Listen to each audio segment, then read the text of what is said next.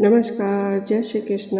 आज मैं श्रीमद् भागवत गीता के 8वें अध्याय का महात्म्य का भाग 2 आरंभ कर रही हूँ।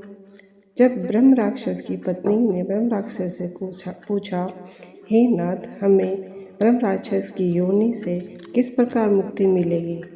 तब उसके पति ने कहा, ब्रह्म विद्या के उपदेश, अध्यात्म तत्व के विचार और कर्म विधि के ज्ञान बिना किस प्रकार संकट से छुटकारा मिल सकता है? तब ब्रह्म राक्षस की पत्नी ने कहा, पुरुषोत्तम, वह ब्रह्मा क्या है, अध्यात्म क्या है और कर्म कौन सा है? उसकी पत्नी का इतना कहते ही जो आश्चर्यजनक घटना घटी उसे सुनो। उपयुक्त वाक्य गीता के 8वें अध्याय का आधा श्लोक था, जिसके श्रवण करने से ही वह वृक्ष उस समय ताड़ के रूप को त्याग कर भवशर्मा नामक ब्राह्मण हो गया।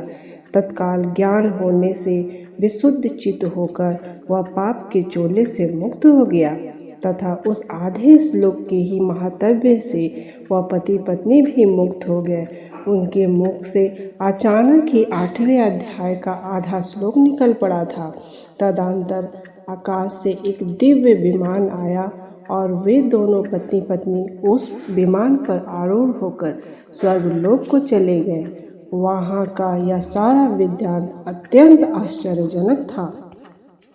उसके बाद उस बुद्धिमान ब्राह्मण भवशर्मा ने आदरपूर्वक उस आधे श्लोक को लिखा और देव जनार्दन की आराधना करने की इच्छा से वह मुक्तिदायिनी काशीपुर में चला गया। वहाँ उस उदार बुद्धि वाले ब्राह्मण ने भारी तपस्या आरंभ की।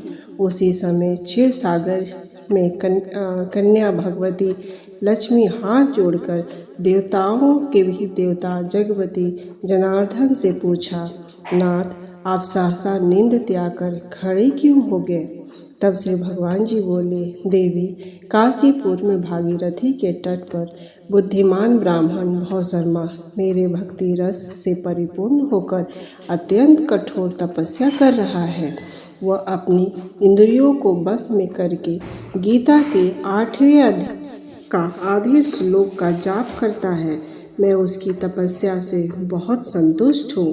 बहुत देर से उसकी तपस्या के अनुरूप फल का विचार कर रहा था। प्रिय, इस समय वह फल देने को मैं उत्कंठित हूँ।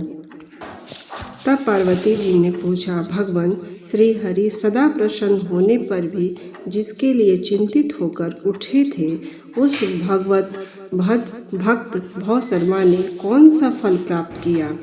तब महादेव जी ने कहा, देवी, द्विज श्रेष्ठ भवशर्मा प्रसन्न हुए भगवान विष्णु के प्रसाद को पाकर अत्यधिक सुख को प्राप्त हुआ तथा उसके अन्य वंशज भी जो नरक में यातना में पड़े थे, उसी के शुद्ध कर्म से भागवत धाम को प्राप्त हुए। पार्वती, यह 8वें अध्याय का महत्व थोड़े में ही तुम्हें बताया है। इससे सदा विचार करते रहना। धन्यवाद। यहाँ 8वें अध्याय का महत्व संपन्न हुआ। जय श्री कृष्ण।